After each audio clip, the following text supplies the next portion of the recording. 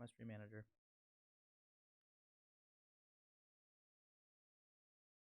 All right. Hello, everybody. Let's get our audio all set.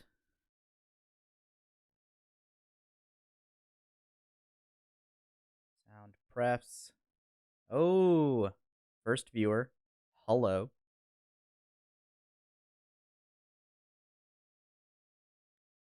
Look at you, nerd. Jeez. Don't throw nerd at me like it's a bad word, okay? It's a good word. Sheesh. No, I didn't. Your context was bad. You were like, look at this nerd. Ugh. I mean, obviously I can't tell tone on Twitch, but I'm gonna assume that was your tone because that's the most likely scenario. And you can't fool me. Okay. Let's see. I'm gonna text a bunch of people, friends and family, to watch because it's still very small. Um, let's see here. Who else should we tell? We have a disaster happening right now, which is that players from the campaign that we prep for on this stream are attempting to watch, and they already looked at a previous video and saw a huge spoiler, and I really hope it isn't. Well, I suppose it's too late now. I knew it was a bad idea to tell them about it. Now it's too late. Hi everybody, how are you doing? If you're in chat, let me know that you're here because the stream manager for Twitch has a completely inaccurate viewer count. So it really is not helpful in telling me whether there are people in chat or not. What up, nerd? Oh, hi Posey, how's it going? Corgis are cute. Why is everyone saying what up, nerd? Like it's a bad thing. You're all here. You're all on a D&D prep stream. It's not even a D&D stream. It's a D&D prep stream. This is about as nerdy as it's ever going to get. So you're here. I don't think you really have the, the high ground to be able to say nerd like that is all I'm going to say about it. All right. Anyway. Streaming now on Twitch. I'm just shamelessly texting friends and family before we get started here. Twitch.tv/Vexer. I do like how short my handle is. It's really easy to remember. 5 letters, everybody. 5 letters. Not a big deal at all. Who else should I text? Ooh, obviously, our good friend Vic Miggs, who helped set up this audio, which is great. Yes, you are most equipped to identify your own, but I do also think that nerds are uniquely positioned to be terrible at gauging social interaction or categorization of any kind. Corgis are cute. Your handle is great. I love corgis, I have to say. So, it's good. It's solid. Going through my list of people. I should really have this more organized and make a list of people to text every time I start streaming. Those poor people probably hate me. But you know what? I'm going to put it in a big group chat of my friends. Streaming now on Twitch. Twitch.tv/Vexer.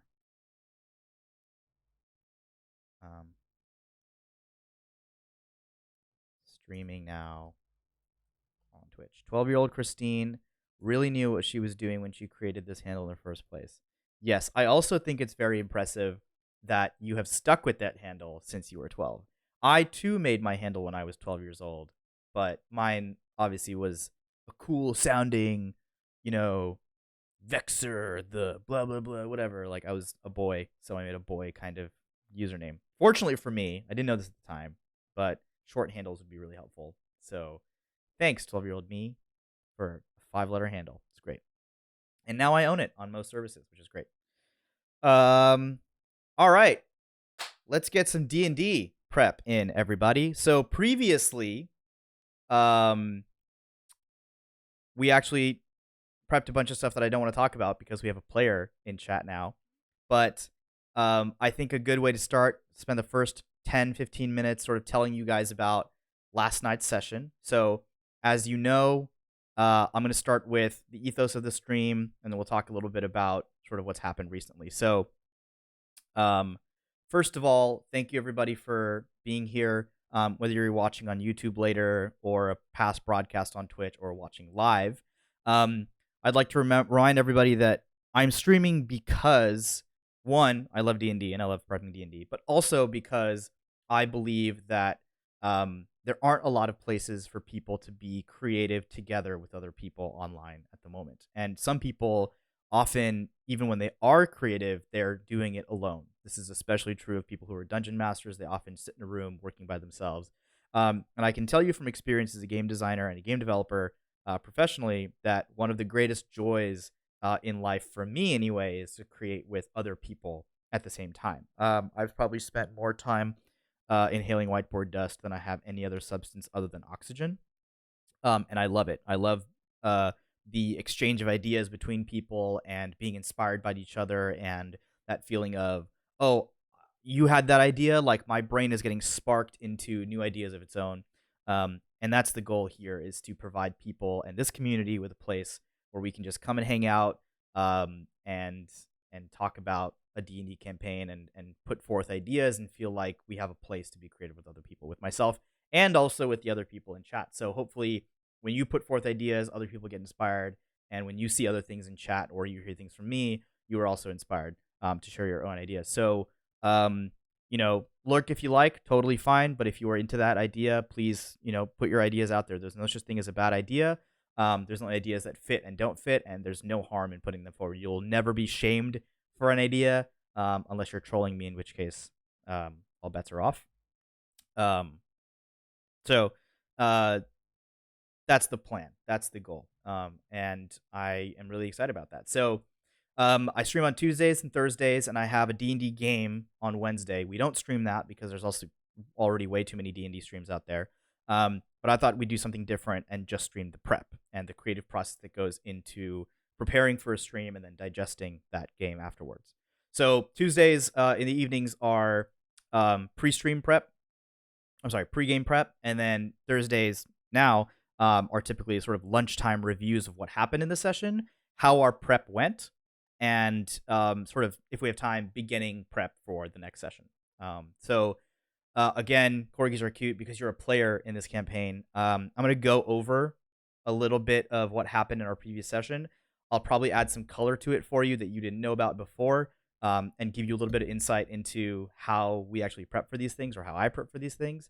And then I will let you know when it's time to move into spoilers. If I blurt something out that's a spoiler unintentionally, listen, I'm sorry. But that's the risk you take by being here as a player. So we'll get to that. And maybe you can actually, since you're here, you can remind me if there's anything that I missed that I didn't talk about with everybody on stream. So let's jump in. So to recap for you guys, I'm not going to go through the whole story again because I've sort of done that in the previous streams, and I suspect that many of you don't care. But last session, we prepared for a combat that the players were already in. There were some drow that were making an important delivery to a place called Iron Slag, which is a fire giant forge that is important to the story of the campaign that they're in. Obviously, fire giants are big, bad, and threatening creatures. And this particular fire giant forge was helmed by a guy named Duke Zalto, who has some nefarious plans for the Forgotten Realms in general. And his search for bettering himself in the Ordning, which is the sort of hierarchy of the giants that Storm King's Thunder is all about. Storm King's Thunder, of course, is the adventure we are running. And I've given this caveat every time, but it's not just Storm King's Thunder that we're running. We're also injecting it. Well, one, I've modified it heavily because Storm King's Thunder is supposed to go from levels 5 to 13, and we're taking it from levels 5 to 20. And I've also, at various points, chosen to inject it with player narrative moments where we can delve into the backstory of some of the players and their characters and give their characters the ability to sort of be the focus of the adventure for a time. And I think that's really important for every player at a table to feel like they have their time in the sun. So we've talked about, I guess this isn't really a spoiler for you, Corgis are cute, but we are coming up on a moment for Kegsbane, an adventure moment for Kegsbane, and that's really exciting. We already prepared most of that, so we don't need to spoil that for you. But whenever it happens, it happens. And last session, coming back around to the combat I was talking about, the players were attempting to thwart a delivery of some kind that was important, coming from some drow to Iron Slag. So they had posted up at the side of a frozen road. They made the very wise decision, in my opinion, to wait there for hours and hours, intending to stop this delivery. And when they finally found the cart slowly sort of trundling up the road, they made the decision to attack when they were exposed. So the drow noticed them. One of the characters, Kelp, a cleric, fires off a fireball and triggers the combat. We end the session mid-combat, and then we go into last Thursday's prep, which was focused around how we can equip ourselves as the people running the game with the ability to make the combat as interesting as possible given the abilities that these enemies have. So I'll bring up our prep from last time. So now we're totally going into not spoilers really, because you've already seen this happen, but this is where, for the player that's here, you'll see some of the stuff that goes behind the scenes. Okay. This is problematic because there are things that I can't show on stream right now that I normally show because of spoilers. But let me try and circumvent that entirely. So we're just going to go. All right. So we're going to transition into work mode, work view. All right, everybody. So we're back in Notion, which you guys know is my favorite tool for prepping D&D. Notion, if you're listening, I'll take that sponsorship. And even if you don't give me one, I'm still gonna pimp you out because you're awesome. Seriously, everybody should use Notion. It's amazing. I planned my whole life in it, not just D&D, which is very useful for. So here we have basically the only prep we needed for this session, because I knew that the majority of the session was going to happen within the confines of this fight. And so we came up with, on last Thursday's stream, these tactics. You know, we talked about there's a couple of mages that are in this enemy party. Most of them are warriors. There are some warriors that are hiding in the trees unbeknownst to the party. So what are some interesting things we can do with them? And we talked about ways in which we can prioritize the abilities that these enemies have using their stat blocks.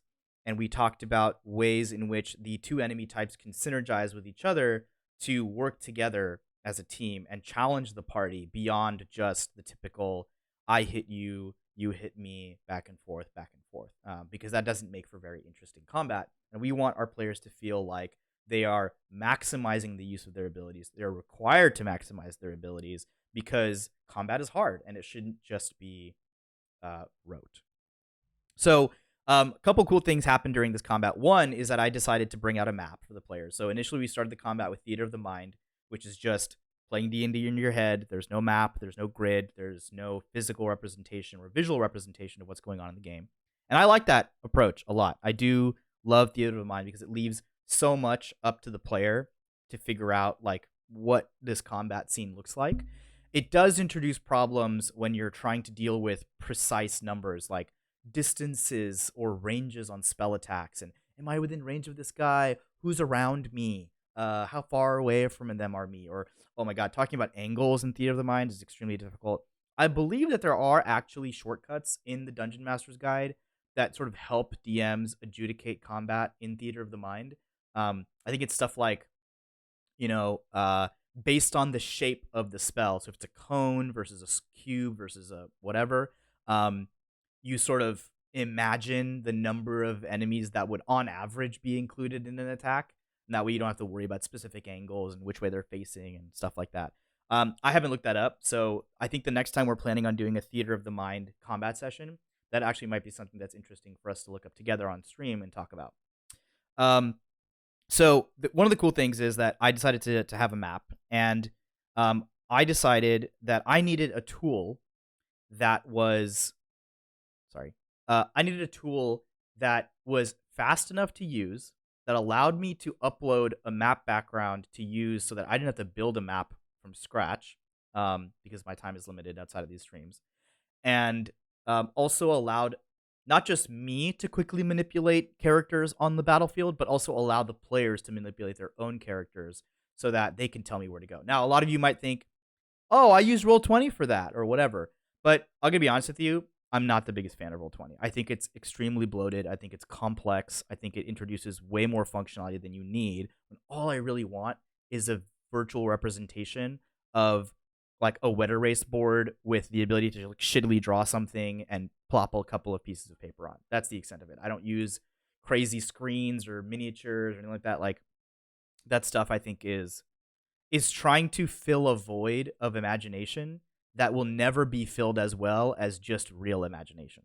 So I think just like a very quick and dirty representation would be fine. So I looked up a couple tools, and ultimately I decided on the very advanced and highly complex solution of Google Slides. So that's where we went. And it was just an experiment. I thought I'd try it with my players, and I actually think it worked out really, really well. So I'll share with you on stream what this battle map looked like, and it's loading up here. We'll zoom out a little bit while it loads. There we go. So this is what all of us were looking at. Google Slides fitting for a computer scientist? Yes, I suppose. I don't think Google Slides are something that computer scientists in particular use, but sure. We don't even like presentations. We'd rather just build the damn thing. So, you know. All right, listen, it's hard to tell sarcasm in chat, okay? There's not a lot of tone. That's why emojis exist, all right? You got to tell me when you're being sarcastic so that I can completely ignore your trolling. Anyway, so this is what the battle map looked like sort of halfway or at the end of the combat. And I want to show you guys what the battle map looked like. I thought of the stream and I took a screenshot of it mid-progress. And this is what it looked like while we were in the middle of it. So you can kind of tell that the reds are enemies. I just had a very simple naming convention. So the Drow warriors were W's, the Drow mages were M's, and I had all the players have their own color. So we've got Isoase or Kegsbane, who we've talked about on the stream before. We've got Posey, who is the player that's in chat right now. Corgis are cute. She's a gnome druid. We've got Gooseberry, who is a rogue. We've got... Where's Kelp? There he is. And we've got Kelp right here.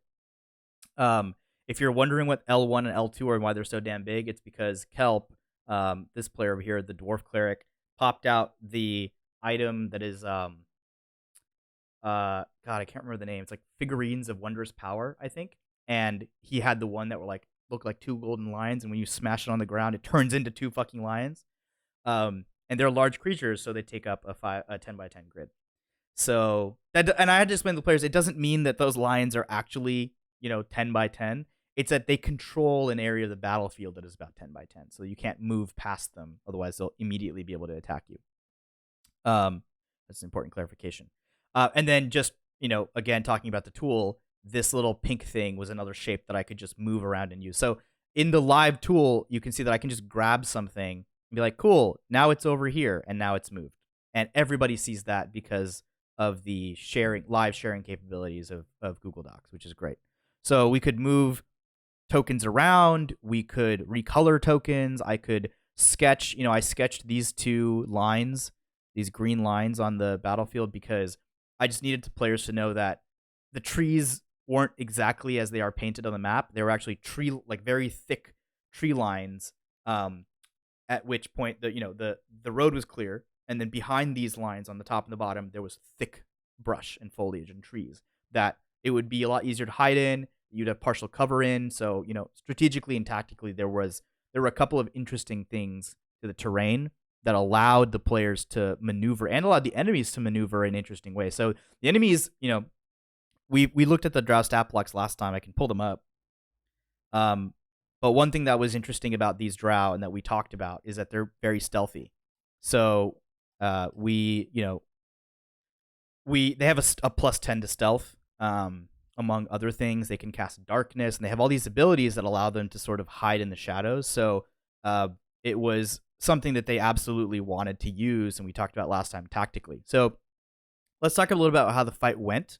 To recap for you guys, now that you've seen this. And by the way, the colored circles around each of these tokens is just us denoting a status condition. So I think W2 was like restrained.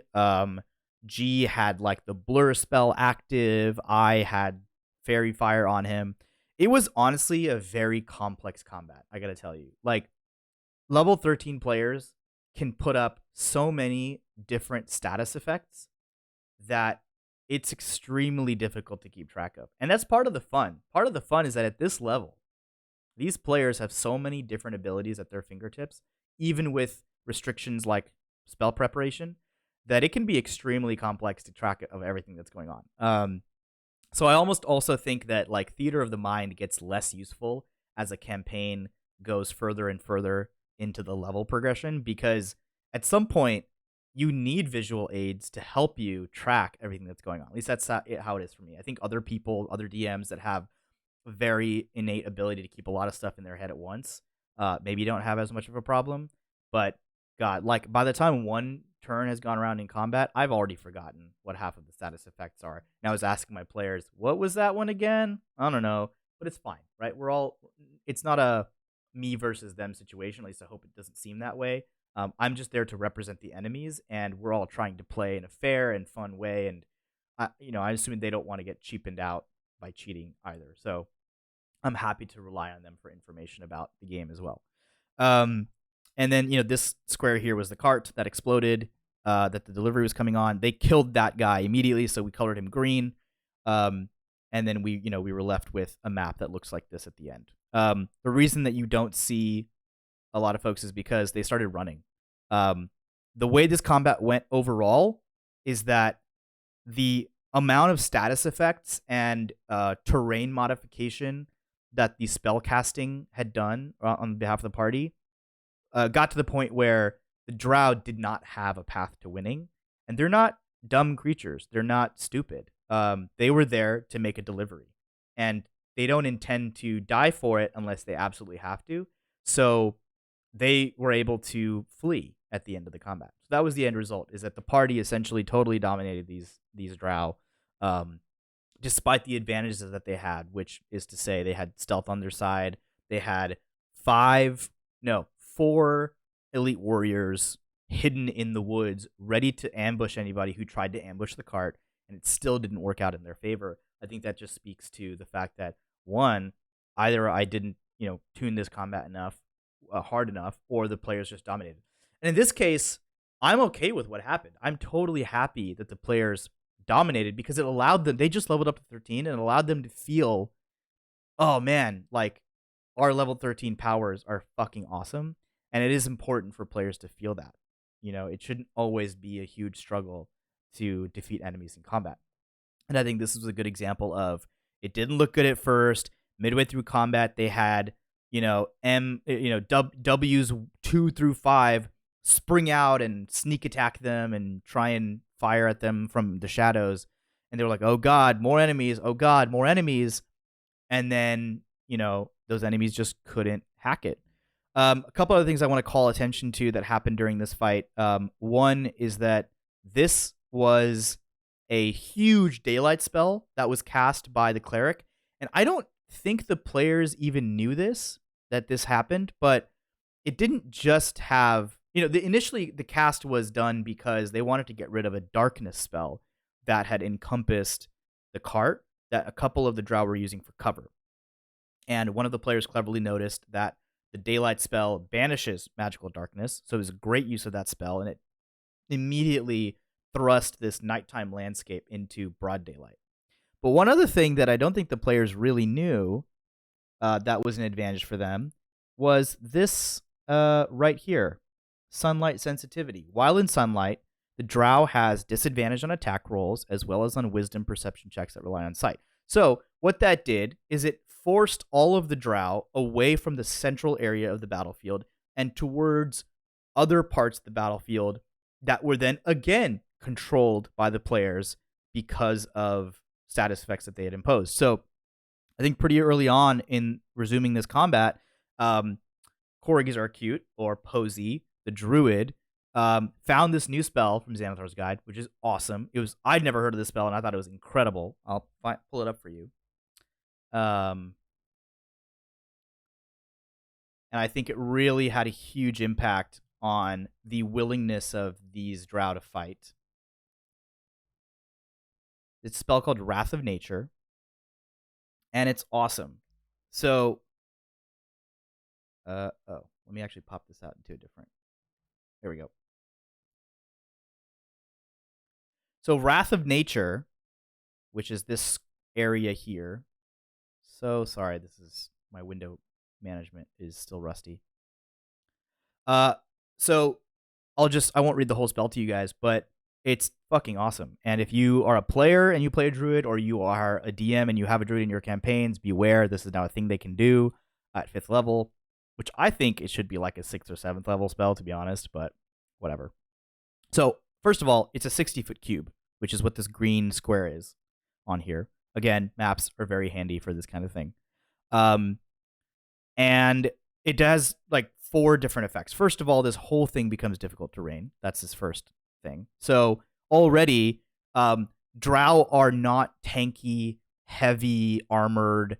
I mean, they are pretty heavily armored, but they're not like we have a ton of hit points, you know? So when you have a creature that is dependent on its dexterity, its stealthiness, its ability to move quickly, and you introduce a large chunk of difficult terrain, it just reduces mobility and reduces options. They can't dart in and out. They can't run away and hide. They can't move quickly between enemies. Their options are limited, so that was huge. The second thing the spell did was that anybody that was within 10 feet of a tree had the chance that they would take a bunch of damage from just branches and trees that came alive that started whipping around and hitting people Whomping Willow style. And this is actually a fun one because if I had gone with the literal version of this map, which is to say trees where you actually see them on the map, this wouldn't have been as big of a deal. But because I had said, and this was initially, I was thinking I was giving it an advantage to the drow, because I had said that everything below those thin green lines is tree, the logical follow to that is that anybody who's underneath that line is also probably within 10 feet of a tree, which meant that anybody on the bottom and top half of the map, or bottom and top quarters of the map, were going to take damage or had a chance to take damage from this tree. So that was a cool situation where something that was an advantage for the enemy quickly turned into an advantage for the players because of a cool spellcast. And that was awesome. That worked really, really well in their favor. Another thing is at the end of their turn, the caster's turn, roots and vines attempt to grapple and restrain enemies. Again, a terrible thing for enemies that are reliant on their dexterity and their movement and their speed to be locked up by vines that don't let them move. And not just don't let them move, but also once it has you locked up, you have disadvantage on your own attack rolls. So you're essentially, you have like a -5 to your attack rolls. Attack rolls against you have advantage, aka there's a +5 on average against you. And it consumes your actions because going forward, you have to spend an action to try and get out of that restraint. And so it just locks down enemies completely. And that happened several times during this combat where a drow sneakily made their way up, especially here in this lower area where the druid and the cleric were firing spells from afar. 2 warriors actually crept up on them and used their amazing +10 stealth to get the jump on these characters, got in a little bit of damage, and then immediately fell prey to all of these status effects that were around this. So that was really impressive way to turn that situation around. And then the last thing is that also as a bonus action, you can cause a loose rock somewhere in the cube to launch at a creature. And not only does it hit them for what I think is a lot of damage for a loose rock, which is 3d8, it also makes them fall prone if they fail a saving throw. So, all right, I do think that this spell is a little overpowered. I will admit that. But it's so cool. It's so cool. It basically, like, the visual is that a druid completely takes over a large swath of terrain and like makes it their bitch. And everything in there, trees, bushes, rocks, grass, dirt, all of it is at play and animates in service of the druid and defeating the druid's enemies.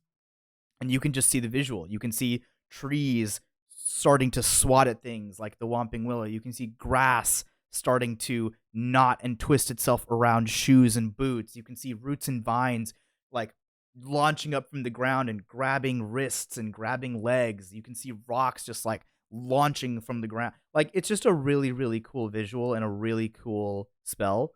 So I do wish it was a little bit higher of a spell slot. In this case, I don't think it would have mattered. But oh, maybe it would have mattered. Actually, we can go and see if it would have mattered. We can see on D&D Beyond if Posey had the spell slots, if it was a higher level spell. I'm kind of curious. I don't know how to look at it in the overlay, but I don't know if I can look at it in the overlay. View character sheet, maybe. This is fun. Now that the characters are in D&D Beyond, I have the ability to sort of snoop on their character sheets. Is that okay for a DM to do? Yeah, I don't do it very often. Mostly just do it on the stream so we can figure out, theoretical fun things like this. Like, would it have made a difference if it was? I suspect it wouldn't have, because I think this particular character was pretty tapped by the beginning of this combat based on the combat with Duke Zalto and stuff like that beforehand. So spell slots. Oh, yeah, she hadn't used her 7th level spell slot, hadn't used her 6th level spell slot. Yeah, it wouldn't have made a difference. So that was a really, really cool spell. The Lions, to be honest, didn't end up doing much, but they were sort of a handy way to control more territory. So like I said, the interesting part about this was that the players almost unintentionally, very, very effectively utilized their terrain to drive these combatants to places that were disadvantageous for them. So if they were smarter, the drow would have like found a way to be in this area here where my mouse is rotating. But quite honestly, it was hard for them to get there because they are primarily warriors. They have to attack with melee weapons. And the players just posted up in the area that was the most advantageous for them to be in. So we had sunlight, which is bad for drow to be in, pushing players into this green area, which is really bad for drow to be in, which really only leaves this area here and maybe this area here. So, yeah, I mean, in retrospect, should I have had the drow move to the area that was most advantageous for them or the part of the map that wasn't totally fucked? Probably.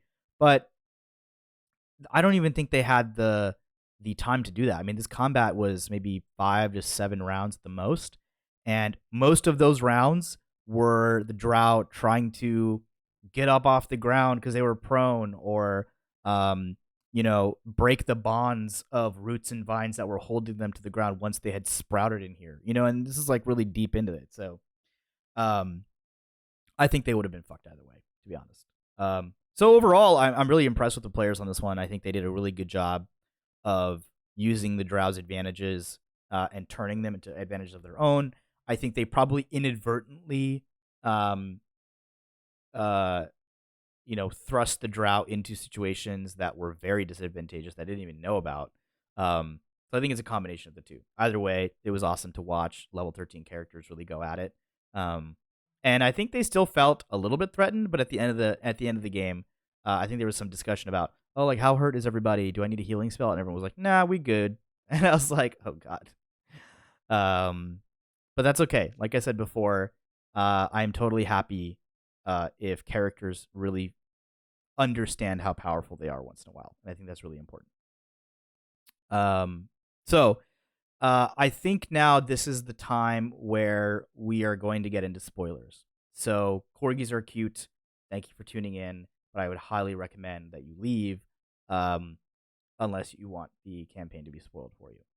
So uh, I'm gonna give you 10 seconds to hop out. Thank you for coming in. It was great to have you here. I hope that this was illuminating in terms of the kind of thought that goes into these combat, but also how well you guys did, advertently or inadvertently. And very, very cool fight. Really fun. I hope you had fun in that fight. All right. So what comes next? Now that it's just you and me, Twitch community, no players here anymore. We can talk about spoilers and cool things. So one thing that I want to do is, you know what? Let me just check chat. Let me just make sure. Let's just see who's in there. I still see her. She's still in there. Corgis are cute. Are you still here? You in Twitch chat? Naughty naughty. Is there a way I can see? You know what? Let me pull up my own feed on Twitch and see if I can see who's in chat. I don't know if you can. Possibly. Let's look. My channel. 7 viewers. Cool. Watch it. Okay. And then is there a way to see chat here? Let's see. Welcome to the chat room. I don't think so. There actually is a way to see who's in chat.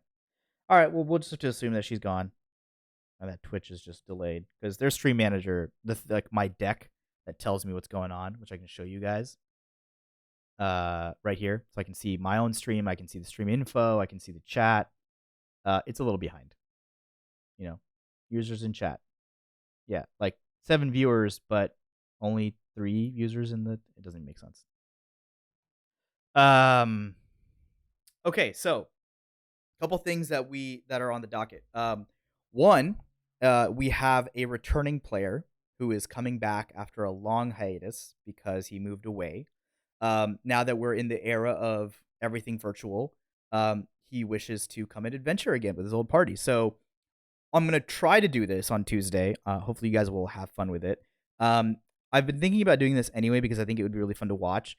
But I think the idea of having collaborators on the stream would be really fun. I think it'd be really fun to have a second video feed of someone that can work with us or work with me. I'll say us because I always want it to be with us. On new ideas and fun specific things that have to do with that person. So maybe it might be another DM who I can work with. Maybe it could be a player who's interested in creating more, or maybe someone from chat who just wants to get more involved and doesn't mind being on stream. So I have to figure out what the AV is going to be. But my idea for this one was that on Tuesday, we would actually bring in this player and we would pop his video conference. I'll do it over Zoom or Google Hangouts or something. And then I'll take his video and I'll put it on my screen and hopefully you guys can see it in a way that isn't shitty and terrible AV. So if we can get that working, that would be awesome. And we might have something special on Tuesday where we can actually work with the player to figure out how we want to prep for the session where he returns to the campaign. And that's really interesting because we sunset his character last time through the signing of an infernal contract, which if you don't know about devils, devils exist. They live in the 9 hells of Bator, and they love making people sign contracts that have onerous terms and fine print that can mean bad things for you if you're not careful. So he wasn't careful intentionally, and he was whisked away to the layers of hell and never to be seen of again. Or is he? And that's what we get to do on Tuesday, hopefully, is we get to sort of figure out what is the return scenario for this player. So that should be really fun, and I'm really looking forward to it, and hopefully we can get the AV figured out. Other things we have to do, I actually think that this is a good opportunity to talk about combat tactics again, because I have a feeling that the next session that they have is going to be oh, hey, Gaming Brew. How's it going, man? Welcome to the stream. Guys, this is Gaming Brew. He's a friend of the stream. He was the first person I clicked on when I was searching for streams that also did D&D prep, just to sort of do some analysis on what else is out there. And I loved his setup. I loved the way that he had like a very chill environment on his stream, and I'm really happy to have him here. So nice to see you. So yeah, love Devil Contracts. They're fucking awesome. And maybe we'll get to sort of figure out how he finagled his way out of one, or maybe the devil sent him back for some reason. And as part of the terms of the contract, he gets to go adventure for a little bit, which actually would be really convenient also because who knows how long this virtual stuff is going to last. And maybe he has to quit the campaign again in a couple of months, and that provides another out. Oh, Devil Boss wants me back. Gotta go. Bye. But that's for Tuesday. So look forward to that. Please tune in on Tuesday. That would be super fun for us to do. Hopefully I can get him in here. But in the meantime, let's take a look at what we got to do. So like I said, I maintain a to-do list. This is my portal and my dashboard for the campaign. I'll try and move it over a little bit so you can see more. Let's see, does that do it? Yeah, that should do it. Perfect. Okay. And so we've got to do a couple things. We've got to prepare for Bowden's return. That's the player. He's coming back. There is a main quest, MacGuffin, side quest thing that we've got to prep for, tactics for. This one's exciting because I decided, you know what? I'm just going to drop in a White Dragon. Fuck it. Like, they're level 13. We need something interesting to do so that it isn't just like, go to this place, get a thing, whatever. Like fighting a dragon is a very special, significant event in Dungeons and Dragons, and we want that to be impactful. We want the dragon to be intelligent. We want him to use his abilities to the fullest, which would be super cool. And the other thing that we did that we didn't finish on Tuesday was we had talked about how one of our players, Kelp, the cleric, the Dwarven cleric, hasn't gotten a magic item in a while. It's a little sad. He feels like everyone else has been getting items, which is true. And if you look at the magic items that I have in the campaign, there's like one for everybody except for him, except for the one that we started designing. This one doesn't count because it's kind of a narrative item. But we started designing it on Tuesday, and it was super fun. It was like this cursed item that still amplified spell damage a whole lot, and had sort of a second form that it would bloom into once the curse was defeated, which was a whole side quest of its own. It's really, really cool. I can finish that up on my own, or we can do it on another stream. But I think we should sort of talk about what they're probably going to do. So useful to look at the adventure outline in this case. We can see sort of what the plan is for levels 13 through 20 and see where they're going to go and what they're going to do. I haven't talked too much about the rest of this adventure outline, mostly because I think it's a little onerous to go into the larger arc of this campaign. I think it would be interesting at some point for us to work together on an adventure outline like this and just set the high level objectives and pinpoints for this campaign. But, levels 14 through 20 are essentially just a combination of Storm King's Thunder moments that have to happen, and the player moments that will be happening interspersed throughout. So that's how we sort of stretch out Storm King's Thunder to level 20.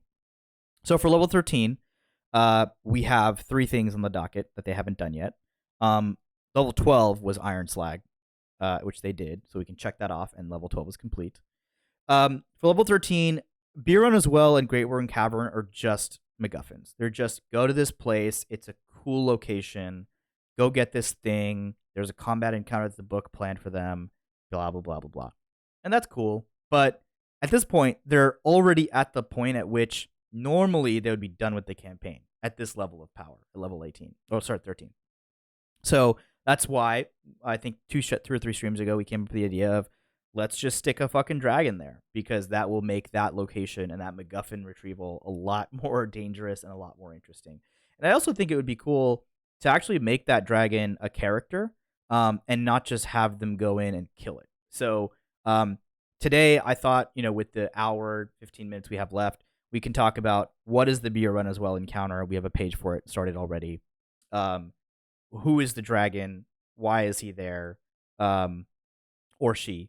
And what is it that makes that dragon interesting? What is it that makes that dragon more than just a beast to kill or a guardian of a MacGuffin? And I think that given the fact that there are dragons in this campaign, in the story of Storm King's Thunder, we have Klauth, who is a big red dragon, ancient, powerful, all-seeing in some respects. I think there is definitely room for some younger, more ambitious dragons as well, to appear as recurring characters. And I think that's a really cool idea because dragons are intelligent creatures. Even a white dragon. I mean, I think white dragons are. And by the way, the only reason I chose white dragon is because it's in like the frosty north, so I think white makes a lot of sense. But Beer Run as well is also located in a forest. You know what? We're going to answer all these questions right now. So first of all, let's look at the world map. So this is the world map for Storm King's Thunder, also known as the Savage North region of the Forgotten Realms, TM Wizards of the Coast. And Iron Spike is here, so they're actually almost exactly here. They're going to move westward to Biron as well, which is in the middle of a forest. It looks like the Coldwood.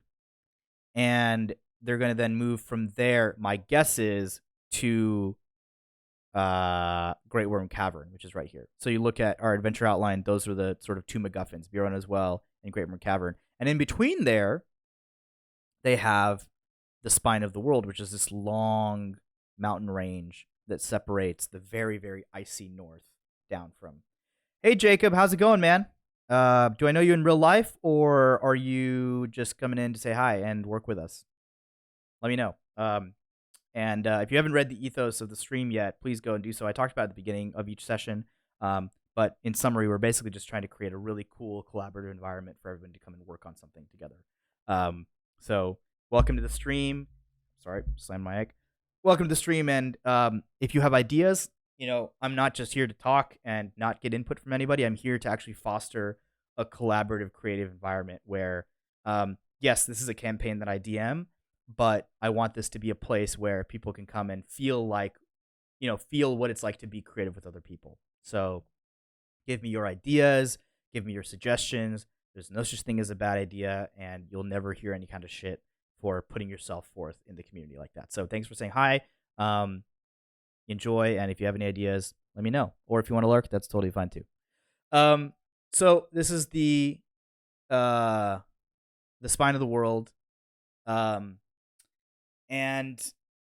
Kegsbane, who is the fighter warlock that we've talked about before, his tribe, his Goliath tribe, is somewhere in that region. So if they're gonna go straight east, which is most likely, I think, at the moment they enter anywhere in these mountains, will trigger that tribe adventure, which we've prepared on a previous stream. So go look at the Twitch collections. I sorted my videos into 3 categories. There were adventure and narrative videos, there were combat prep videos, and there were item creation videos. So you can go and find the video of where we prepped that tribe, and it was really fun. We got to create the tribe, we got to create the primary characters of the tribe. We named them together. It was really fun. So go check that out if you want to know. But like I said, Beer Run as well is the most likely target. Now that I look at the location of Beer Run as well, I'd previously decided, or we had previously decided to make this a white dragon because it was going to be in the north. It was cold, but because it's in a forest, I think we could really roll with anything, any kind of dragon. So let's go take a look at our dragon options. And like I said, I have a preference to make this an NPC that recurs. Maybe they fight it, and it says, "All right, this isn't worth it. You have my respect. Take your stupid MacGuffin. Don't take any of my other shit, and I'll see you around." And then maybe that provides an opportunity for him to reintroduce himself into the story later. But let's look up dragons. Yeah, game rules, monsters. We'll just sort by type dragon because that's a whole type of its own, which is great. So adult white dragon. Now, my understanding of white dragons is that they have low intelligence. They're kind of the most bestial of dragons, and it looks like that seems to be true. They have a -1 to int. If I look at other chromatic dragons that are evil aligned, red dragons are +1. Green dragons are +4. Holy cow. Very intelligent. black dragons are +2, blue dragons are +3. Yeah, so white dragons are kind of just stupid. If we really just wanted a beast, this would work. But I think we can do more. I think we can do more. And remember, this will be an interesting fight as well because it's going to be this dragon's lair. That'll be interesting to prep. So, how do we decide? Well, does anybody have a preference for the kind of dragon we throw in here? Let me just start with that. If there's any preferences, we can just roll with that. I don't particularly have a preference, although it's fun to look at their layers because they're older as adults and they have more abilities, but they also have layers that they can use to their advantage. Black dragons dwell in swamps. Yeah, I mean it's in the middle of the forest. There could be a swamp there. Blue dragons, I think, they make their way in barren places, so that doesn't thematically fit. But again, we can change whatever we want about this. How do I just filter by chromatics? Is that possible? I don't think so. Probably not. All right. Green dragons, I believe, are in forests for most part. Marshy woods and white dragons in subarctic taiga. What does taiga mean? I don't remember. Taiga is swampy coniferous forest of high northern latitudes. Oh, that sounds perfect. Russian taiga. Okay, got it. Mongolian. All right, makes sense. Green dragon would make a lot of sense. A green dragon would also make sense as a recurring character that's very intelligent. Adult green dragon. Yeah, I think that might make the most sense. I think you're right, Mr. Jacob. Reds go where? Snow-capped peaks, abandoned mines. Yeah. Of course, this is just Smaug. That makes sense. Sapphire. Oh, I don't own that. Oh, sorry. This is, and then I'm guessing that these are like in icy caves. Yeah. All right. We're changing it from white dragon to green dragon. I think you're right, Jacob. Let's do it. So let's read it because we're looking to make more than just a fight. We're looking to make an actual counter. Let's make a new session and call it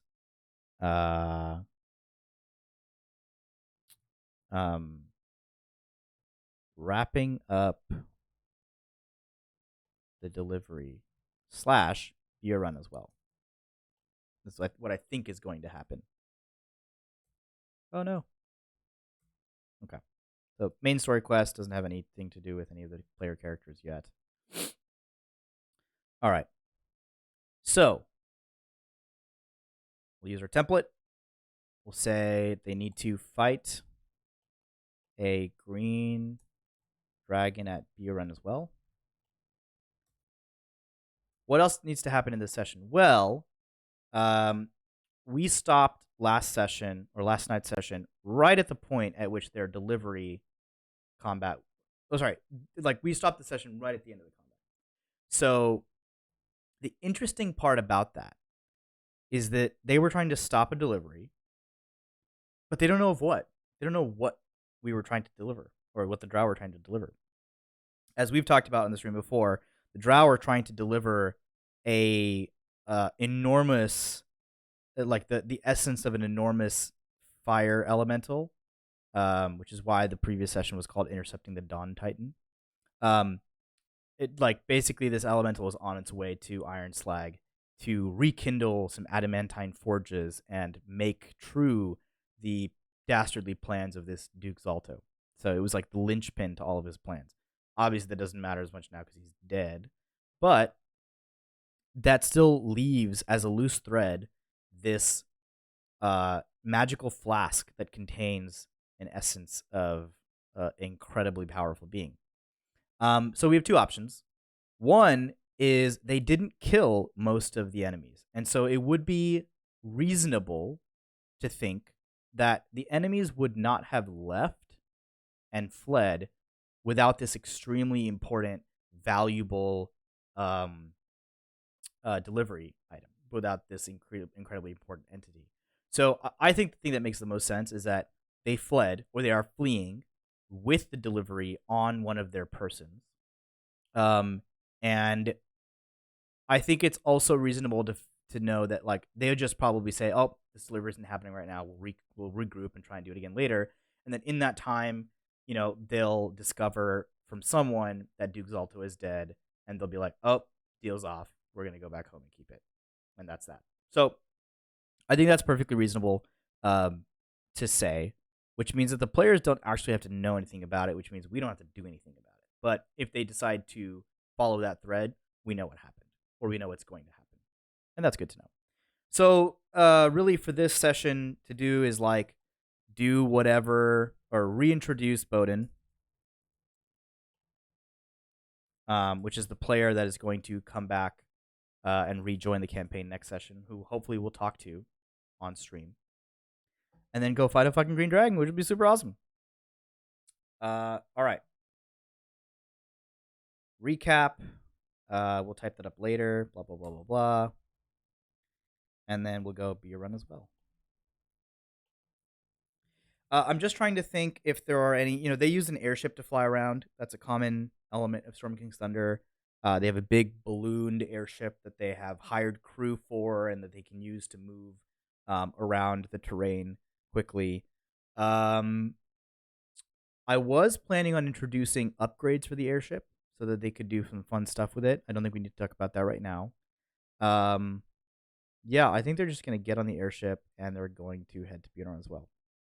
I also assigned them roles on the airship, both literally and figuratively. So they have roles in the sense that one of the players is a navigator, one of the players is a captain, one of the players is a helmsman, and so they have to like make rolls for wisdom rolls to sort of understand where the weather's going to go, and intelligence rolls to sort of figure out what the best path through a mapped terrain is, and blah blah blah. And based on how well they do that or not, different scenarios can happen. So if they do really well, nothing happens. They maybe even shave off time because they're able to sort of work with the wind currents to get somewhere quickly. If they roll poorly, then they can wind shears and eddies and storms and tall trees and mountainsides all become dangers. Not to mention airborne enemies like Aarakocra and dragons and wyverns and whatever else. So fun stuff can sort of happen as wilderness encounters that are more interesting than your typical we're on the road and some owlbear attacked us or whatever. This is in the air and it's very dependent on how well they roll for their individual roles on the ship. So we can talk about that. If anyone's interested in seeing what that is, I can pull that up real quick. Otherwise, I think we should move on to Be a Run as Well encounter, which we have a page for that's dedicated to it. So let's open that up. We're changing this to an adult green dragon. And we need to level it up for 13 and see if the story can be integrated somehow. So let's delete that note. And let's go first look at the book so we can understand what the terrain is like. So I'm going to pull up Storm King's Thunder. Again, TM Wizards of the Coast. I actually own the physical book. I don't know where it is right now, but I have it. We can close this. We don't need that from the drow. Whoa, Nelly, that's big. What I love about this PDF is that it is linked. Everything is connected and clickable. It's beautiful. Be a Run as Well. Be a Run as Well. Boom. So that's what Be a Run as Well looks like. It's a pretty cool map that they have in the book. You can see that this is generally what the players will be seeing. There's a hole in the ground, like a sunken sort of terrain. There's what looks like cairns, possibly. Maybe just ice shards. No, more likely cairns. Some people living there, we might take them out because, well, maybe they're Uthgardt barbarians that are sort of serving this green dragon. That would make sense. And sort of thing. Maybe that'd be fun. The players come to this well and they think, just some fucking barbarians. Chumps. No problem. And then the barbarians are like, oh, the boss is coming soon. Enter green dragon. Pretty cool. And actually, what I love about that too is like the foreshadowing that you can really give people through the lair of a dragon. You know, like layers have all. We'll read about the dragon in a second, but layers have all kinds of really fun ambient properties that you can infuse into a description of an area and see if the players pick up on it. Even maybe offer them a roll so they can be ready. So if they roll like a natural 20 or just roll really high on like a nature check, they can have the opportunity to understand. Oh, this might be related to a green dragon. What do you want to do with that information? Um. So yeah, it's a pretty simple map. There's not anything crazy about it, but it's large. Each of these squares is not 5 feet; it's 50 feet. So that means that, I mean, I don't even know if that makes sense. I feel like 10 feet would make more sense, but they're basically saying that like, uh, this tent area is like 100 feet across. I don't really buy that. That doesn't look right. I would buy 20 feet, maybe. Look how fucking big those tents are, though. What the fuck? I know it's not to scale, but it kind of makes it feel like they're drawing it to scale, doesn't it? Altar. I mean, that altar would be like 30 feet across. Come on. That doesn't make any sense. 20 feet would make way more sense. That altar becomes about 10 feet across. We're going to make it 20. I don't know who designed this map, but that's wrong. Anything to read about it? I think I've read this before. The original thing is like there's some barbarian hero who died here. There's like an artifact or like the bones of this person, which are actually a half ogre's bones. These barbarians were worshiping some random fucking thing. And then like years before that, there was a giant relic that was buried here, which is the MacGuffin that the players have to go and get. And they're just guarding it. And the recommended encounter is just like a bunch of barbarians that guard it and a manticore. But you know what? Fuck manticores. They're no good. Too weak. Dragon. We're going with dragon. Why did I highlight all this stuff? Ancient relic.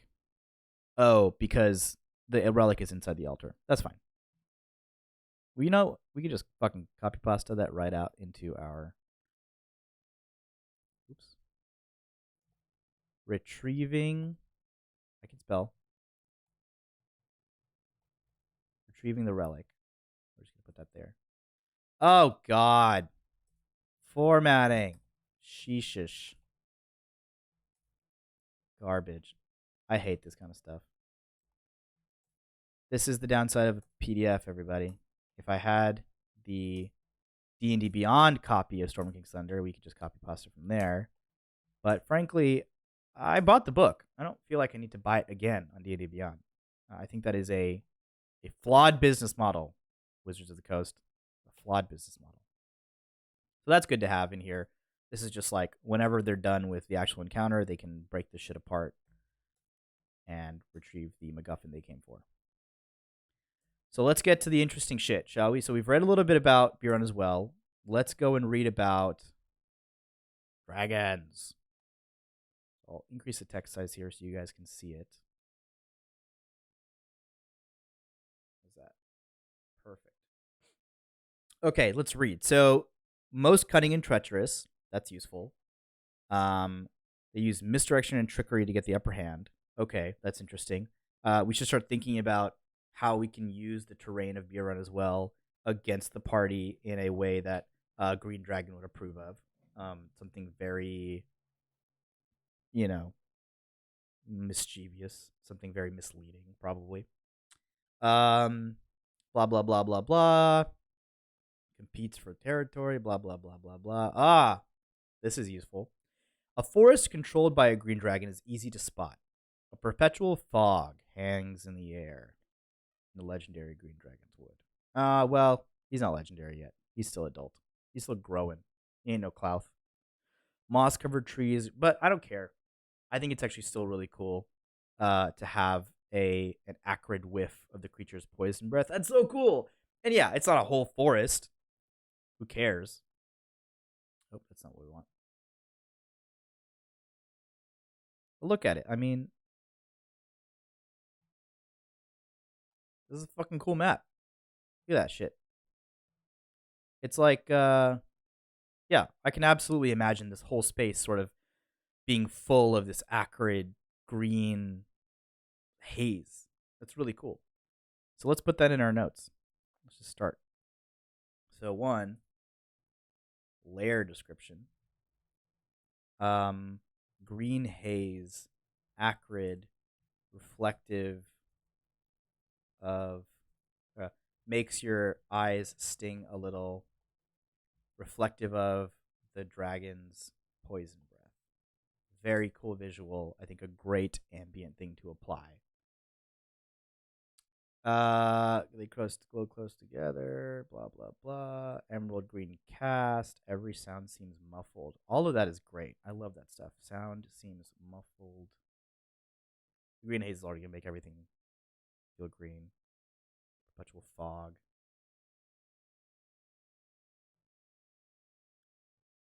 Tints the air. I don't want it to be like this heavy fog. That they then start to think, oh, we got to do something about this. You have Princes of the Apocalypse. Cool. It's a good adventure. I've never run POTA, but I've heard that it's pretty cool. I think it was the first one they ever released, if I'm not mistaken, for 5th edition. I think they're also learning some things about how to publish adventures, but I've heard good things nonetheless. So maybe one day I'll run it. I don't know. At the center of its forest, a green dragon chooses a cave in a sheer cliff or hillside for its lair, preferring an entrance hidden from prying eyes. Already hidden. It's a cave that's literally like starts as a hole in the ground. Um, sounds good. Sounds good. Sounds good.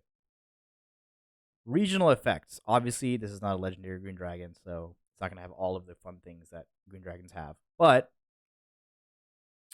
again, if you guys have ideas that are hopefully being sparked by what I'm reading, for the character of the green, I think like let me set the goals up right.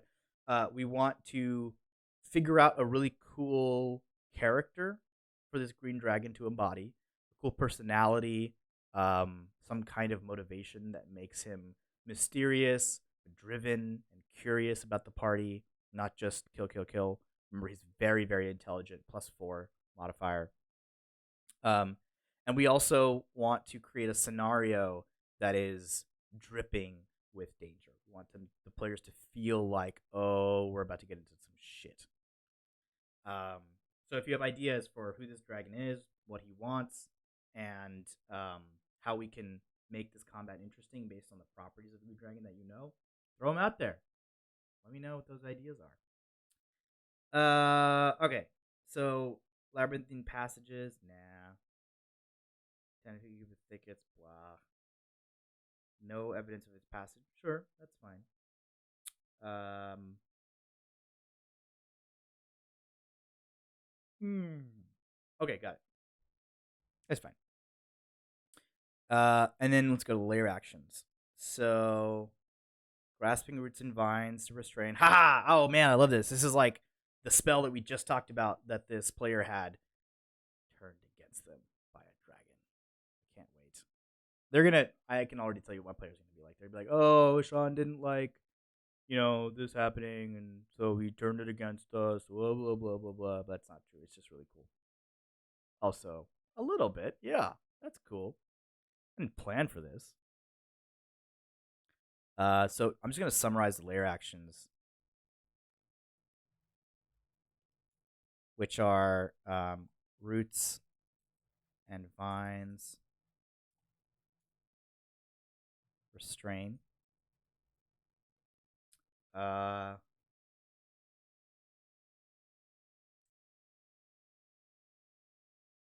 oh, it's every creature within a 20-foot radius. Oh, that's cool. In 20-foot radius, useful. You get multiple of them in one. A wall of tangled brush bristling with thorns. Oh yeah, I've used a green dragon before. Cool. So it looks like the wall appears. It pushes people out of their way, damaging them, and then just acts as a space control, a terrain control, basically. So can create a damaging wall 60 feet long to control and separate. Um, One of the cool things about an ability like this is that it can divide a battlefield and split up the party. So where you might have a very tanky, um, threatening melee individual like a fighter or a barbarian, you can then use the wall to separate them from a wizard or someone squishier and attempt to have the dragon deal with one player, which it would. I mean, it's so intelligent that it has tactics, absolutely. And they would know, oh, I've dealt with adventuring parties before. I know that I got to pick off the weak ones. I got to stop them from working together. I got to separate them from each other. I have to use my overwhelming strength to kill or, disable the players that have the high. Like, I mean, going after the glass cannons just makes sense in most combats, right? For enemies, they can do a lot of damage very quickly. They can't take a lot of it. That's actually not even true of clerics. Like, it's kind of frustrating that clerics have and druids have such high survivability compared to wizards and sorcerers that um they can do all this damage from spells, but they still have shields and plate armor and wild shapes that give them a whole another health pool. It's like, man, fuck, these classes are so powerful, but that's the way it is. And then the third layer action is magic fog billows around one creature, and it's either charmed. Ooh, that's fun. Fog. Dragon can charm one creature. Cool. That's awesome. Okay. So it's time for us to look at the stat block. So let's do this. We're streaming till 2:00 today, 2:00 PST. So we got 45 minutes left. I'm gonna take a quick 5-minute break here. So I hope you guys stick around. Just leave the stream up, and you'll hear me when I return. We'll take a quick break, and when we come back, we'll talk about the stat block and some of the tactics. I can show you guys a really cool book that I have that details monster tactics. Very, very awesome. And we'll also talk a little bit about his personality and his motivations, and maybe even some ideas on a larger presence or a larger role he can play in the campaign. So stay tuned. We'll be right back in about 5 minutes after this quick break. So see you in a minute.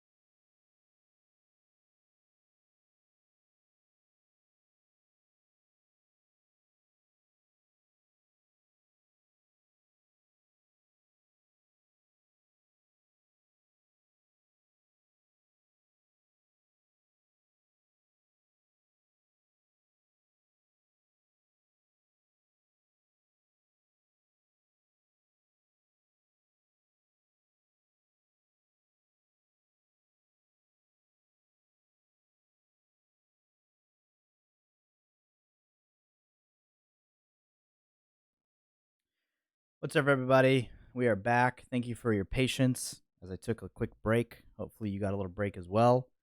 In the middle of the day today, during our post-stream, post-session lunch stream. If you're joining us on your lunch break, welcome. We have about 40 minutes left to go in this session's prep. Let's recap where we are. We'll pull up the session guide for this session, which is basically this encounter. We know that the players have just finished up this awesome combat that we prepped together. We know that they are likely to go to the side quest MacGuffin thing that they have to get at this location called B-Run as well. And we know that we want to put an interesting encounter and potentially a new character for them to meet at that location. So we've sort of already talked about what B-Run as well looks like. We know that it looks something like this, which is a very cool looking map. So we've got this sort of sunken grove that exists below the surface. We're going to turn it into a green dragon lair, and that green dragon is going to not just be an intelligent, compelling, challenging adversary, as creatures with +4 intelligence should have, but also a character, and maybe this is being us too ambitious, we don't get to it, and that's okay, but also a character that has an interesting personality that provides more than just something to beat up, and maybe it can be a recurring character for a campaign. So if you've stuck around till now, thank you for being with us. Please remember that this is a collaborative effort. I want this to be a place where the community can come together and work on stuff with me, and work on stuff with each other and share ideas and be inspired. It's not just about watching me, try and prep my D&D campaign, because I can do that on my own. But the reason I'm doing this is because I want to work with everybody, and I want to provide an environment where people can work together creatively and come up with really cool things. So let's just double check something on the Twitch side here. Awesome. Everything looks good. Alrighty dighty. So, two things we have left to do are we have to go over this dragon stat block, and we have to come up with a personality for him. I don't know what the right order it is to do for each of these things, but I think that it's fair to say that the personality of honestly, you could do it either way. The personality of this dragon could inform the kind of tactics that he wants to take. But also, it'd be good for us to just know maybe there won't be a chance for them to talk, but he's definitely going to fight them. So we need to sort of figure out how he's going to approach the fight, how he's going to use his intelligence to maybe even sometimes avoid combat. Like, can he lure the party into some kind of servitude or doing something for him and make a deal with them in some way? I mean, if you're an intelligent being, you wouldn't fight unless you had to, right? Unless you were threatened. I mean, hell, a really cool outcome for this session would be that they don't fight this thing at all, and they strike some kind of really interesting deal with it, and all that stuff. Quote unquote, if what? Yeah, I mean, that's true. It's all theoretical. Who knows? So maybe let's go through 10 to 15 minutes of tactics discussion. We'll get that out of the way. Make sure that we understand how to run the fight in a really interesting way, and then we'll spend the rest of the time talking about really cool things that he can do. True. But adult green dragons are +4, so +4 intelligence, pretty smart. So let's talk about it. I mean, first of all, it's got a fly speed. You know what? Let's actually highlight stuff in the monster manual, because that's a little bit easier to keep track of the interesting abilities. Here we go, monster manual. All right, dragon.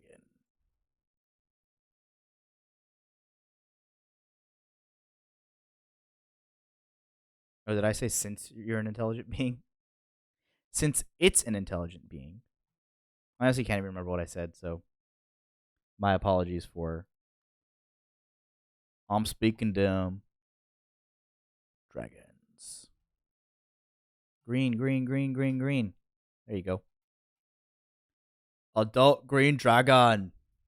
All right, dope. Let's not forget that it has layer actions it can use. So if we caught them from memory, it can make a wall that can separate the players.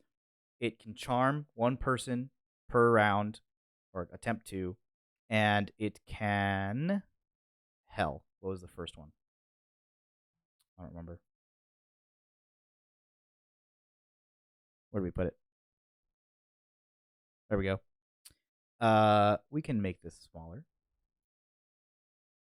I don't even know why I did that. I've got a special snappy thing. How does that look? Yeah, okay, that's fine.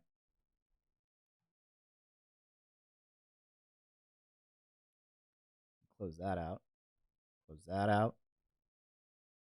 Maybe we can pull up Storm King's Thunder and put it right here. How's that look? Pretty good? Oh my lord, what's happening?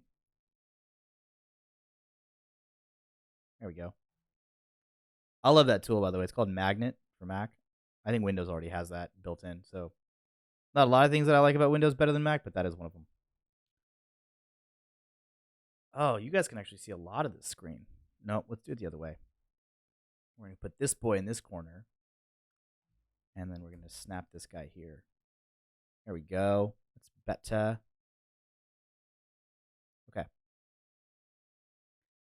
So, to go and highlight through the important stuff here, we're going to highlight green because it's a green dragon. All right, first of all, it's huge. That's good to know. I mean, just looking at the frickin' map. Whoa, where'd it go? Where'd our map go, everybody? There it is.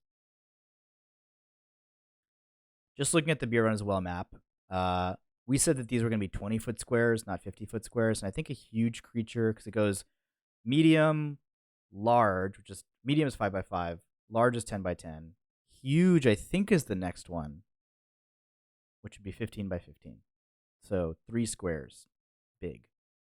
So we can throw a shapey shape. Yeah. So 1, 2, kind of hard to see these grid lines, to be honest. But that's about 3. And 1, 2, 3. So it's that big, which is pretty big. And it's just going to sort of treat this as its lair. And I think it's probably a temporary lair because it's pretty small. That's fine. Who cares? So we know what a huge dragon looks like. Make it green. 207 hit points, 19 armor class. It's pretty good. Challenge rating is 15, so he's already tuned well for a party. I think my party is a little bit more powerful than your average medium, large, huge, gargantuan. Yeah, thank you. And I think huge is 15x15, if I'm not mistaken. I could be wrong. You might know better than me. 207 hit points seems low to me. I think that, like, you know, all the drow that we had in our previous combat where the party just kicked their butts had 120 hit points. So, oh, it's 20? Oh, that's even bigger. Whoop. There we go. That's a fucking big dragon. But it's also a dragon, so it's not like super wide unless you're counting its wingspan. But its actual like bodice is probably, you know, like sort of like that, with more thickness, obviously. And then the wings probably spread out so that it can control that area, you know? Like, it's really good art. You like my 3 lines that represent a dragon and a cube? It's really good, right? I know. God, can it even fit through this fucking opening here? I'm sure it can. It's a worm. Slither in. No problem. But I will say, oh, undergrade's 15 feet. Oh, 20 feet tall. Got it. Okay, we can just undo all that. no problem. There we go. All right, this is a little more manageable in this size. I mean, the original map does say 50 by 50 feet. That makes no sense with the proportions of the things that they've actually put in here. So I changed it to 20, but we can make it 30. You know, whatever. Oh wait, it's supposed to be 20 by 20 squares. So that means it doesn't even. It'll barely cover one grid. For shit, Brad, I did that. No. So actually, if it's 20 by 20, if it's 20 by 20 square, then it'll actually be like that big at best. We might actually need a new map for this guy. Interesting. Well, that's a lot better. Cool. So he can definitely fit. That's no problem. Great. As for a battle map, I don't even know if we're gonna need one. We'll see. Doesn't matter. We're getting up on small details. 207, I think that's low. I'm gonna increase that to something a little bit bigger. I think, what do you think? Like 300 is probably a good place to start. We'll make the text green. It's all themed nice and green dragony. Make it something nice and easy to read, like Arial bold. So we'll say, 300 HP. Fuck it.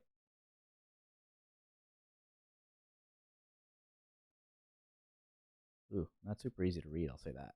Maybe a darker green. Yeah, like a forest. Oh, that's not easier to see. The hell? Ugh. Okay.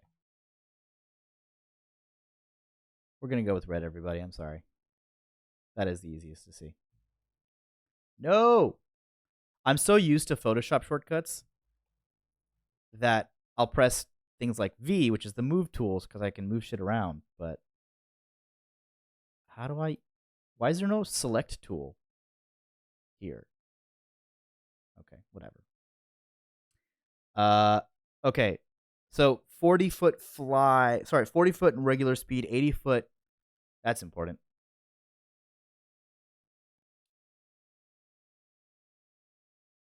We're just going to highlight, actually. So 80-foot fly speed. The 40-foot swim speed is interesting. There's a stream here and a spring, but it doesn't look really deep enough for it to do anything with, so we'll just leave it at fly 80 feet. Attributes. It's very strong, and it's very con heavy. So even for a creature that's super intelligent, it knows that it's got those advantages, which is great. Can't be poisoned. This is huge. That's a big part of its defensibility. That's going to come in handy versus the rogue, who does like to poison things. It's not going to come in too handy because most of them don't really use poison damage very often. But it's good to know. I actually don't even think we need to highlight it, actually, now that I think about it. It's really just not impactful enough. Blind sight. Huge. Huge. If they try and obscure themselves, doesn't matter. Can sniff you out. I actually don't know where that blind sight comes from. Does it come from... I gotta say that I'm playing chill background music in my headphones right now, just to like keep myself sane. So it's like my voice isn't the only thing I'm hearing. And it's really nice. And I think I might try to figure out how I can pipe background music into the stream. I think that'll be nice for you guys too. Chill, lo-fi kind of chill step music. I would do it now, but we gotta finish this. This is important. All right, legendary resistance 3 times a day, very important. This is totally the kind of thing that I would forget to use. I don't know about you guys, but I forget to use shit in stat blocks all the time. I mean, look at how much information is in this stat block. It's so much to keep track of at once, especially if there's multiple enemies. Forget about it. Dragon can use its frightful presence, and then it makes 3. Oh, that's interesting. So it uses its frightful presence and then makes 3 attacks. It's good to know. That's how it starts. Let's make a tactics section here. Tactics. And we'll actually make this a subheading of that. Okay. First of all, um, baseline, frightful, presence, and multi-attack. Great. Um, I think another thing that I know about dragons in general from a tactical standpoint is that they can fly and they want to use that to their advantage. So this well is actually a pretty shitty place for a dragon to have a lair, but because if they're in these sort of like overhung areas where they have aerial protection, it's going to be hard for the dragon to be above them and target them with its breath weapon. But it's still pretty tall. I think the dragon could reasonably fly in this environment. We can also decide to make it very tall. So from the ground to the overhang, based on the scale here, I think that's probably like 60, 70 feet. So let's write that down because that's important tactically. Ground to ceiling of the well is as big as 70 feet. Fuck it. You know what? Let's make it 80 feet because that's what the dragon's fly speed is. Ha ha ha. All right. Bite. 11 to hit. I like to highlight that and the damage as well. 2d10 plus 6 plus 2d6 poison damage. That's a lot of damage. Its claws are also plus 11. Tail is also plus 11. 2d6 plus 6. 2d8 plus 6. Okay, so its tail is a little bit more powerful. That's good to know. But it doesn't get to use its tail as part of its multi-attack, which makes it a lot less impressive because the bite is very deadly, the most deadly thing it's got, aside from its breath weapon, of course. And its tail isn't included in the multi-attack. Why would it ever use its tail? I guess it's a legendary action. And it's better than a wing attack, which costs 2 actions. Okay, it's good to know. Frightful presence. Each creature of the dragon's choice that is within 120 feet of the dragon and aware of it. Oh, just aware of it. Doesn't even have to be looking at it. That's cool. 120 feet. What is that? That's 20 feet. 40, 60, 80, 100, 120. All right, we're gonna basically say everyone in the well. It's fine. DC 16 Wisdom saving throw. I think we're gonna make that. Yeah, let's leave it at DC 16. It's fine. It can repeat that, and if it is successful, it's immune. Okay. Okay, cool. Poison breath. This is it. This is the big thing. 16d6 if you fail your DC 18 con save, which is a lot. That's hard to hit a DC 18 con save. No one uses con as their main stat. So, fuck, that's awesome. Literally like awe-inspiring. 60-foot cone. Harsh. I think we're going to want a map on this one because a 60-foot cone, I mean, people are going to want to say like, oh, I'm just outside of it or I'm just inside of it, and we're going to need the precision. Otherwise, they're going to bitch about it. Dragon can take 3 legendary actions, choosing from the options below. The dragon makes a perception check. Okay. The dragon makes a tail attack. Okay. I'm just going to highlight legendary actions because we should be paying a lot of attention to these. It can be used at the end of another creature's turn. I love legendary actions and I love lair actions. I think they make fights so much more interesting. And I think that actually using lair actions to make fights interesting just ambiently is really fun too. I mean, you can use lair actions to sort of represent the environment. Like even if you're in like a bar fight setting, you could say like, "Oh, the rafters fall down," and that creates a whole new terrain obstacle, and that was a lair action. It's no one's lair, but kind of lair. Wing attack. The dragon beats its wings. Each creature within 10 feet, dex save or take damage and be knocked prone, and the dragon can fly. This is huge. Being able to fly in between other people's turns is huge because if it gets locked into a bad position on its turn or like on someone else's turn, it can pop a legendary action and move 40 feet away in any direction that it wants. That is huge. And actually, I'm going to try and only highlight that because that's massive. And I'm actually going to say, like, I'm even going to go so far as to put a text box there that says, you know, safety, because that is huge. Can we rotate this? Nice, we could. We can't. It's fine. Wow, that's awesome. Okay, cool. So obviously, one of the tactics here is if in danger from melee or spell, really just if it's in danger, if in proximity of danger, use wing attack ledge action to fly away. Bold, colored, important. Obviously use the poison breath whenever it can. That I don't have to write. That's obvious.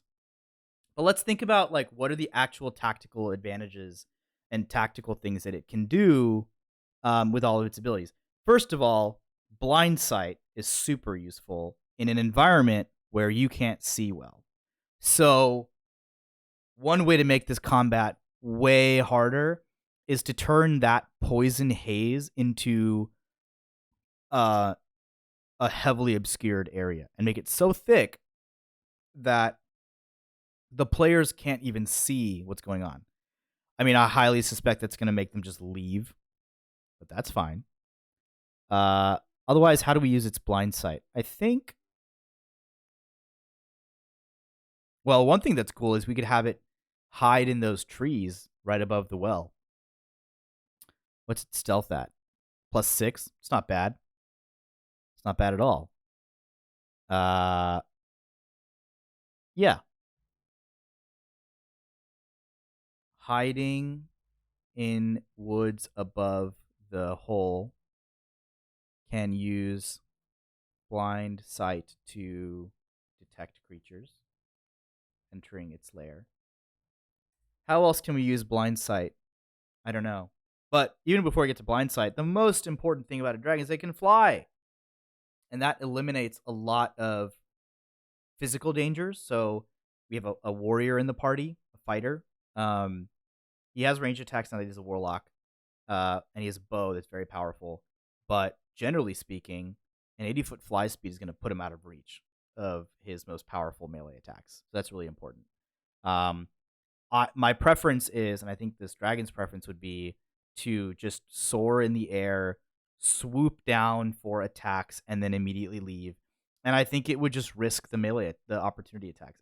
I think a normal attack that's not a crazy spell or a triple, attack or an action surge or something crazy like that. Yeah, I'll take one opportunity attack. Whatever.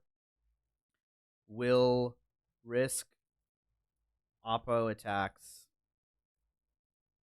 to swoop in from the air and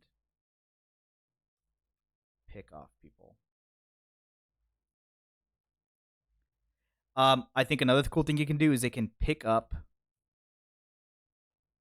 people and drop them for free damage. I don't know if it wants to waste an action on picking someone up. In theory, it would be a good thing to do, but frankly, fall damage isn't that impressive. So let's say it goes 80 feet up, picks someone up, goes 80 feet. Let's say probably an average of 60 feet because it's got to travel some before it gets to the person. That's like, I think it's 1d6 damage for every 10 feet that you fall, so it's like 66 damage. It's fine. It's not bad, but it's certainly better than like the 2d6 that it's doing normally. So I guess that's worth it. That's pretty good, 66. Sure. Is it better than 2d10 plus 6? Probably just a little bit. With the poison damage, though, that's like 40. Yeah. It's hard to do averages in my head that quickly, but it's probably about the same as a bite attack, and it's going to get a bite and 2 claws. That's 2d10 plus 2d6 plus 4d6 plus 12. Yeah, no. Dropping him's not worth it. It's not worth it.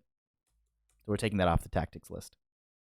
Obviously, it's going to use its legendary resistances whenever it can. So Frightful Presence is interesting. It can do that before it attacks, which means that if it's... Well, what's Frightened? Can we look up that condition? Let's look up that condition. I don't think we're going to get to its personality, everybody. We're already at 150. We're almost done with our stream. D&D Beyond, Frightened. Why did it go to D&D Beyond? I put in the search query. Conditions and Frightened. Frightened.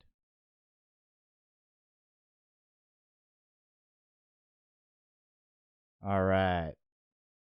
Disadvantage on ability checks and attack rolls while the source of its fear is within line of sight. Can't move willing closer to the source of its fear. Okay.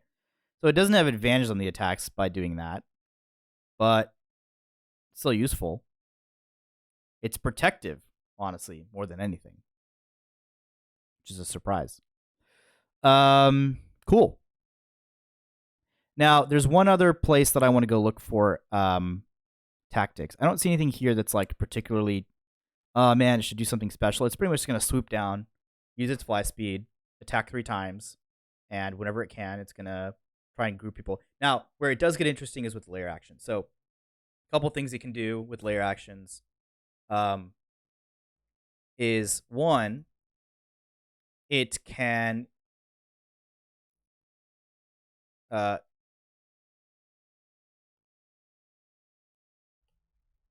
my goodness. Okay. Use its damaging wall, which is 60 feet long, to group enemies up into clumps, and then use that to get them all in its poison breath. Poison breath. The restrain is the same thing. Use this to, well, you know what? Use roots and wall layer actions to group people and stop them. Group people up and trap them for a poison breath. Cool. Also, just use roots to make someone vulnerable, because being restrained gives someone advantage on attack rolls against you, vulnerable to the triple multi-attack. I mean, the dragon rolling with advantage on you with all 3 of those attacks, you know, we're talking, I think, probably 40, 50 points of damage in one round is my guess, which is a lot for players that have like 100 hit points. I think also focus firing the weakest people first, which means probably the rogue. I mean, let's look at their hit points just so we, you know, the dragon would kind of know and be able to gauge how powerful the players are or how hardy they look. We can go and check them out. Let's open them into new tabs. Of course, we got a sorcerer coming in. He's probably going to be the glass cannon, to be honest, even though he's not in D&D Beyond.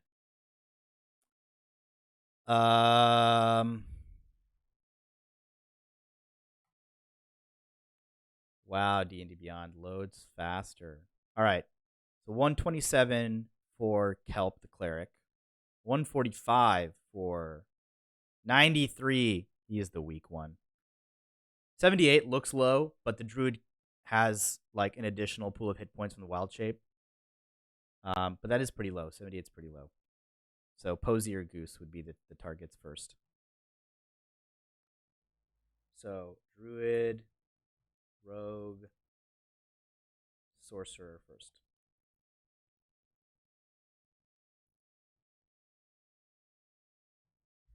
Okay. And then the last thing I want to do is I want to go consult my book. I'm going to show you guys a really cool book. I'll be right back.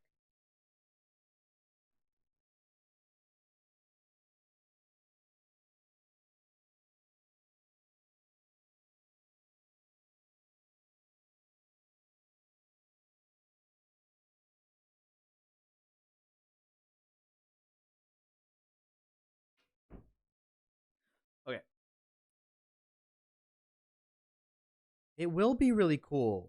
Relax. Check this out. This is called The Monsters Know What They're Doing. You guys can see it. There it is. The Monsters Know What They're Doing. This is an awesome book, and it's all about monster testing. And this genius named Keith Amon. It's got great reviews from people all around the D&D community. R.A. Salvatore likes it. Joe Manganiello likes it. And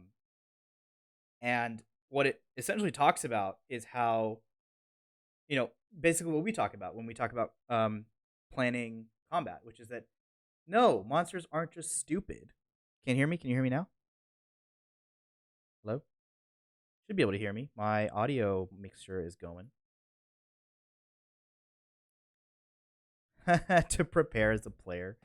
Don't do that. You can if you want. It's called The Monsters. Oh, I was? Sorry, you're right. I'm on a cardioid setting, so cardioid? Yeah, whatever. The Monsters. Let me just put it on stream. On the screen. I'll bring it up. One moment. It's really, really good book. Oh, I was away from the mic. You're right. Oh.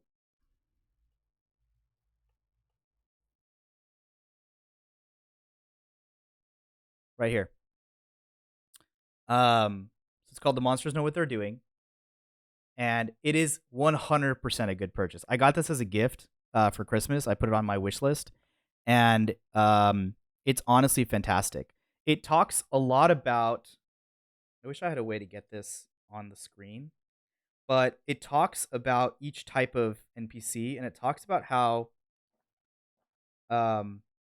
It talks about how, like, one core rule of every being, of every like creature in D&D and really on Earth in general.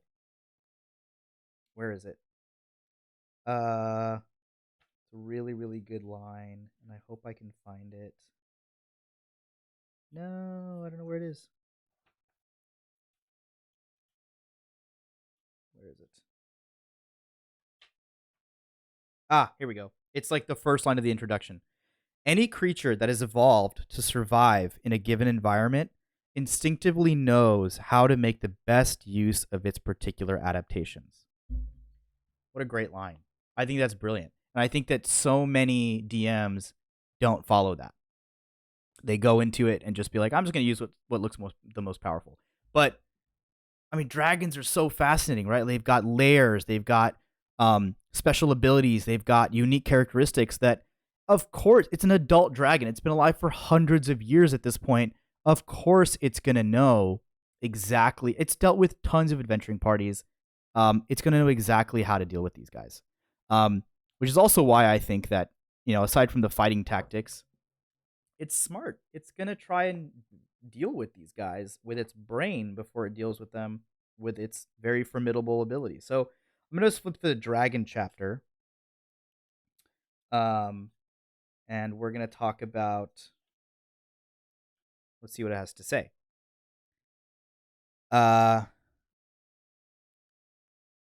Okay.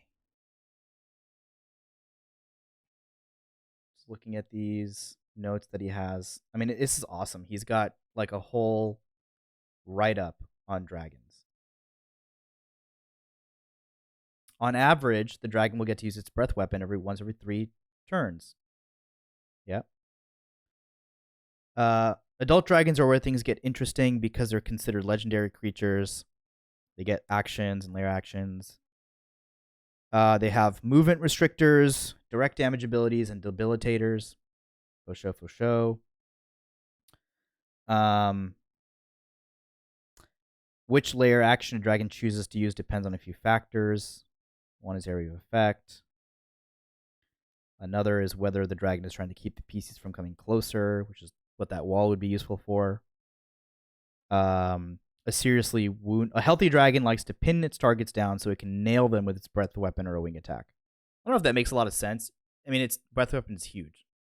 So it doesn't need to pin anything. Although I did say in my tactics earlier that if you can restrain someone in an area of effect, you can get multiple enemies with its breath weapon, which I think is the most effective use of it. Yeah.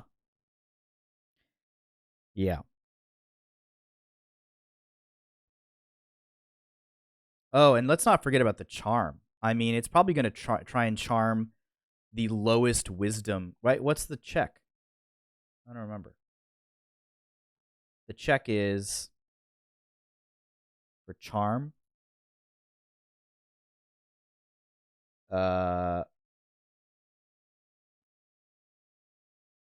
Wisdom. Yeah. So it's probably not going to try and charm the very wise people, but the melee fighters, the rogue, the fighter, yeah, it's going to try and charm the shit out of them. And it's going to try and have them beat the fuck out of the other people. So charm the tanky, unwise types. That's good to know. I love this kind of analysis too. It says, because of this cost and the fact that a wing attack does slightly less damage than a tail attack, it's generally not worth using against just one PC and two of a borderline. Yeah. So as soon as a third PC approaches within 10 feet of an adult dragon, though, it's wing attack time. After attacking, it uses the bonus flying movement to situate itself. Totally. Totally. Yeah, I don't think wing attacks are that useful other than, oh, everyone's around me or I need to get away.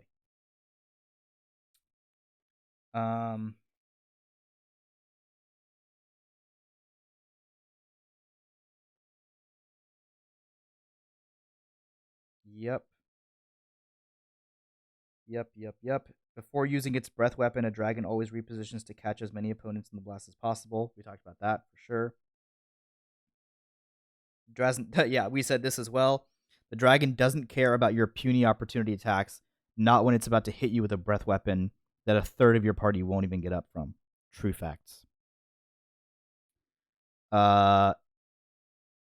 Yep. Spectacular multi-attack for sure.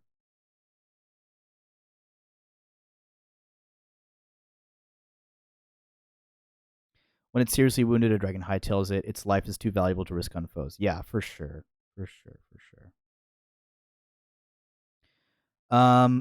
This book says that green dragons, because they're crafty, as soon as one is moderately wounded, it'll stop fighting in parley. I think that's true, but I also think I like that it says maybe even offer itself up as, you know, a servant with an eye towards any opportunity to turn against its new quote unquote masters. But frankly, I think that it's probably going to try and deal with them even before that. Anyways, it's an awesome book. You should definitely get it. Even if you're a player, it's super interesting to read. And I think it's something that's definitely missing from the D&D compendium overall.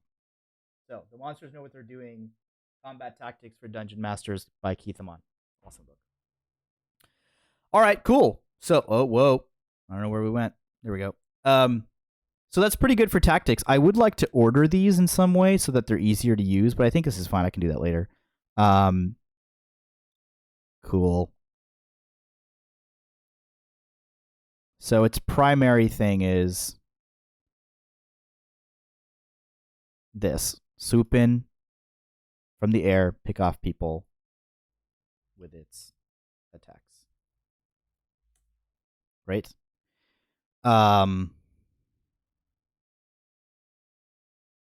This we can just put up here.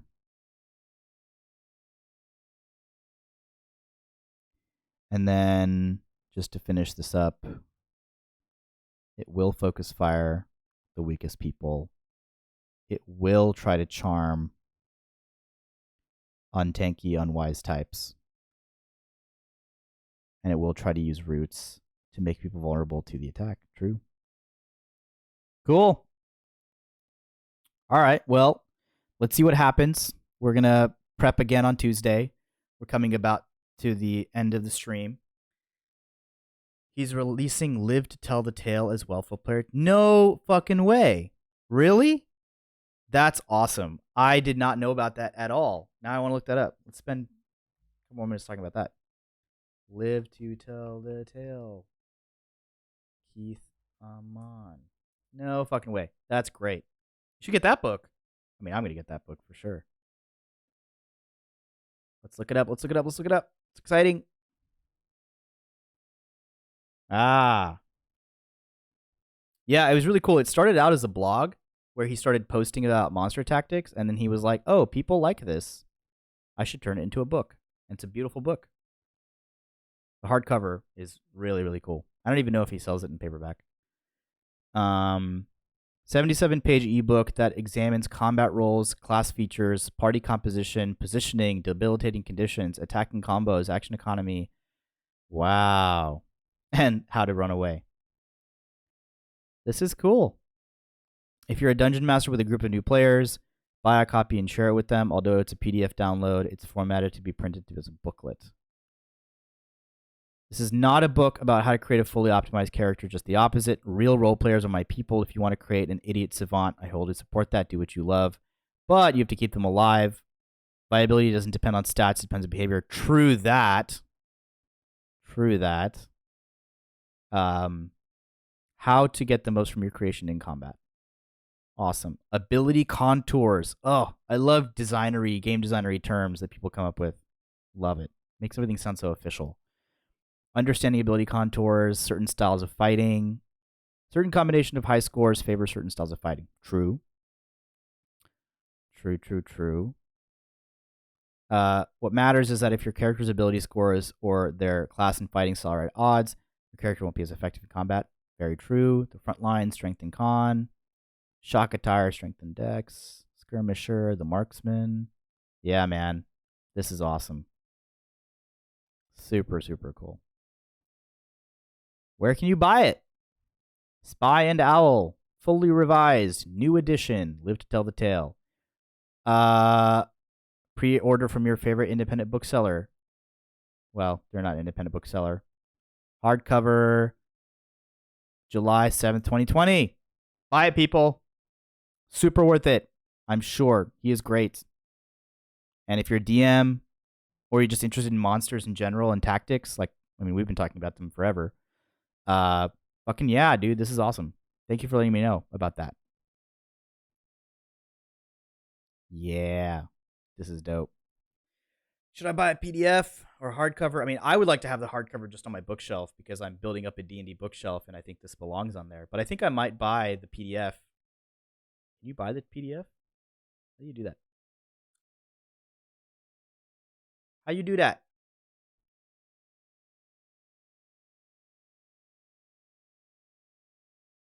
Google Play.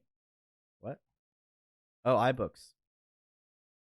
I can't have a PDF that I can share? He was like, you can share it with your players. How do I do that? Oh. No. Whatever. We can figure it out. July 7th. Awesome. I'm going to set a reminder for myself. You guys can, no, you can't see it. Remind me on July 2nd to buy Keith Amon's new book, PDF. Awesome. Super exciting. What a great book. I'm sure it's going to be awesome. I'm sure a lot of players are going to appreciate it. Cool. Well, thank you, everybody, for joining me on this stream. I hope you had a good time. I would love to hear your ideas during stream about all the stuff that we're talking about.